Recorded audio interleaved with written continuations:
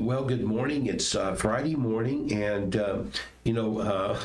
I'm the one that wrote devotions for this week, and so I'm back over in the Old Testament. I'm really an Old Testament guy, You're talking about one of your favorites. Yeah. Yes, I am. Joshua and Caleb are my two favorite guys in the Old Testament with Moses, and just the men of God that they were. I just would strive to be a man of God like Joshua and Caleb, and you're getting close to being an old man. I'm getting, yes, and don't give me the beach, give me the mountain. There's still some giants up there. I like what Caleb said. He was in his 80s, and anyway, so in Numbers chapter 13 and verse 30, but Caleb tried to quiet the people as they stood before Moses.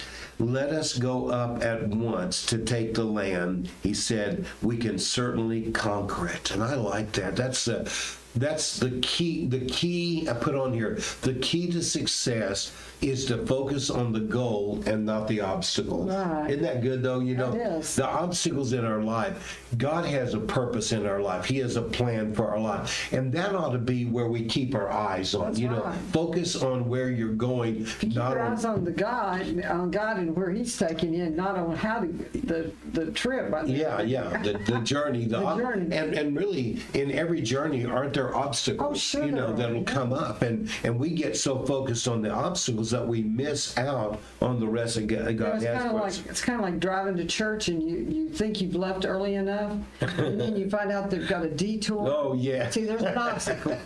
And you try not to get out in peace because you want to get to church on time. Then you go somewhere else and you come down and there's someone broken down.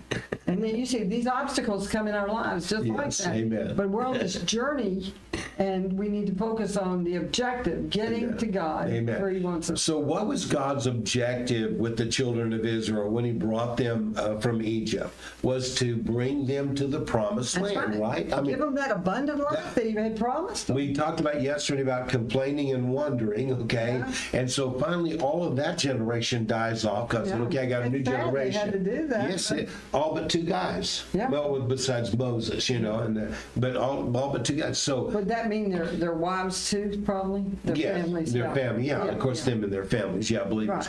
So let's go back real quickly, back to Numbers 13, when they first get there, okay? Mm-hmm. God's led them straight over there, okay? And He gets them there, and He says, they've gone and they've sent the spies over to spy out the land, and they come back in verse 27, we entered the land that you sent us to explore, and indeed it is a bountiful country, a land flowing with milk and honey.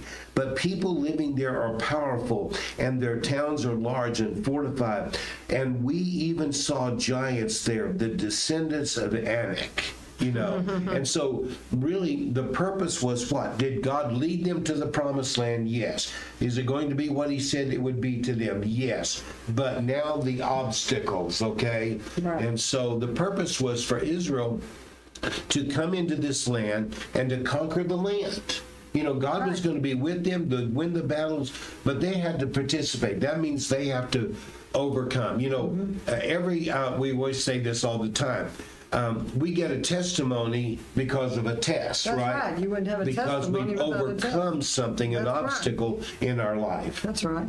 And so we need to be aware that there are going to be those but Caleb, I like Caleb, he said, let us go at once, we can certainly conquer it, But 10 of the spies, however, said what I was talking about the other day. They said, we can't go up against them. The land we traveled through and explored will devour everyone who goes to live there. Yeah. They were willing to just give up. 10 of the spies were willing to say, hey, forget this. We can't do it. And here was their unbelief. For we were grasshoppers. We were grasshoppers in their sight. How do you know? Now, that's right. They didn't talk to one of them, okay? No. They didn't have a personal interaction with any of them. They were spies, okay, to go over there and get out without being seen. And so, but they were saying that was their own self-doubt. Yeah. That was their own disbelief. Satan does that to us. He does. He makes you believe you're doing this all on your own. And that's what they were thinking. Yes, that's right. They were thinking they were going to do this on their own. you know, I look back in the Old Testament and see how many times the armies of the enemies were scared to death of Israel not because of the army, but because of their God that was Yes, behind them. amen, Just like you were amen, yes. yesterday said, or the day before when we were talking about the God behind you is greater than the giant in front of you. Yes, amen. Yes. You know, again, Marcia, these folks, when we see the Old Testament, we see where you're talking about the armies, well, like King Jehoshaphat, you know, and all the armies that were out there arrayed against them, and he went to God and he tore his clothes, it's called, and put on ashes, you know, and contrite before God. God, what are we going to do? And God says to him, you know, don't go build your army up. He says, go take your worship team, your praise team, put them out and march out the city. Yeah. In other words, run to the battle, right? Right. But they're running to the battle with the praise of God on their lips. Because God's the one who's Yeah, going to. and so the Bible says, as they went forth, the armies of the enemy destroyed themselves. They turned on each other. You know, to me, that's what you've got to do. Keep your focus on the goal that God has you on, and not on the obstacles. The obstacles are just temporary. They'll come and go. That's right. Amen. But God's eternal. God bless you. Hey, see you Sunday, all right, 10 o'clock. God bless. What you